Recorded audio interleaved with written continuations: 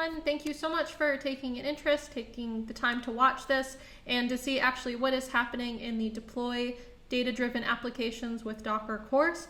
This is a course that is meant to take you from point A to, to infinity and beyond, with hopefully getting all of your Python, R applications deployed using Docker. So what that means is that it's going to take you all the way from really a foundational point, even if you know absolutely nothing about Docker, even if you don't even have Docker installed on your computer.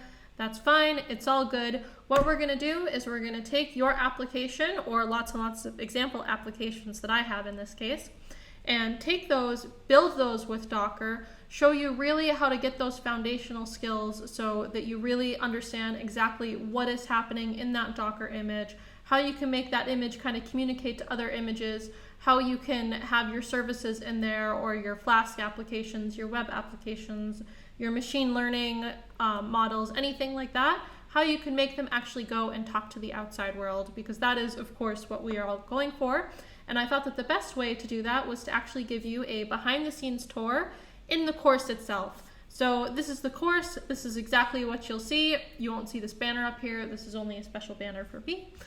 What we have is we have welcome to the course. That's pretty much what you're watching right now. And then I give the usual disclaimer of go through, do the exercises, do the work, all that kind of thing. You'll see that we have the Docker foundations.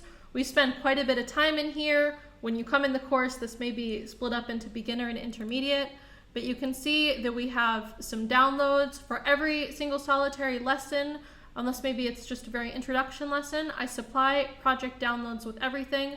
This gives you, like everything that you possibly need for that project. It gives you a README, it gives you a Docker file, it will give you some shell scripts describing exactly the steps that you need to take. All right, so once we have that, we have your downloads. I want to tell you all about why you should use Docker. You may already be convinced if you're in the course, but I love it and I want to talk about it some more. Where you can find Docker images, and then we spend a lot of time just on the Docker file itself, what it is, how to build an image, what exactly goes into the Docker file, what the different directives are.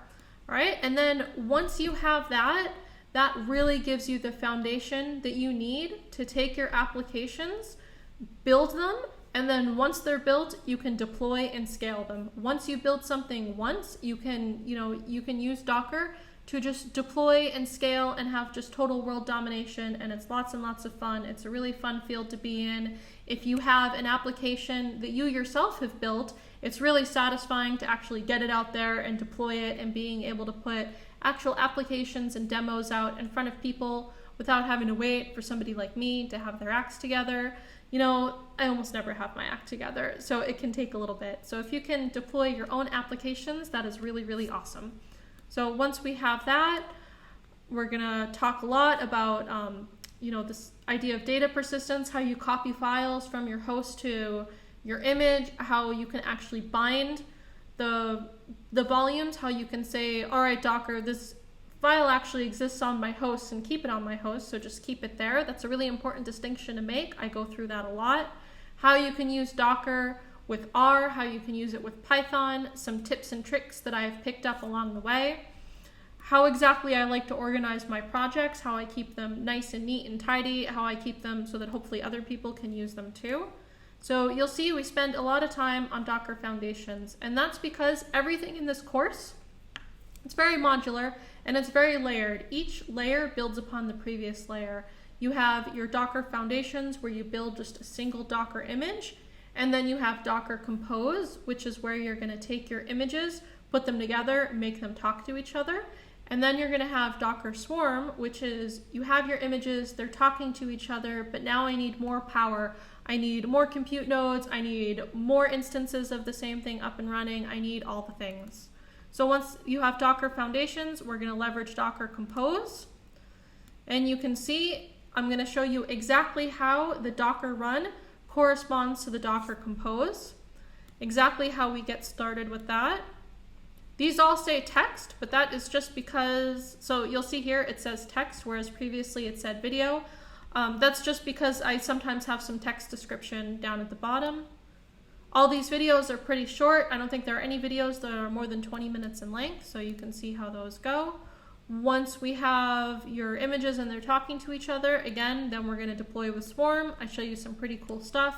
We start off with a very small example, because that's the way that I always work. I always start off with the smallest, most simplest thing that I can deploy to make sure that everything is working correctly. Then we're going to deploy a Flask application and then a Celery job queue. And once we have that, I'm going to show you some really nice tools that you can use as a part of your workflow to really up-level the amount of awesome that you're doing. And once we have that, I am also going to give you a sneak peek into Kubernetes. Kubernetes is an adjacent technology from Docker Swarm. So before we were talking about building in layers, and we're still doing that a bit with Kubernetes, but not quite. So you can really think of Docker being the base layer, Docker Compose being a layer on top of Docker, and Docker Swarm being a layer on top of Compose. Kubernetes kind of sits next to Docker Swarm. It also allows you to deploy your applications on multiple nodes across a cluster, however you want to do that. But it gives you quite a bit more fine-grained controlled and quite a bit more just awesome things that you can be doing. I will also show you how to set up your IDE. This is something that I really like to have set up in a particular way. This one is totally optional, so I have it as the last module, but still it can be nice to have. So that's it. I hope to see you in the course. Thanks. Bye.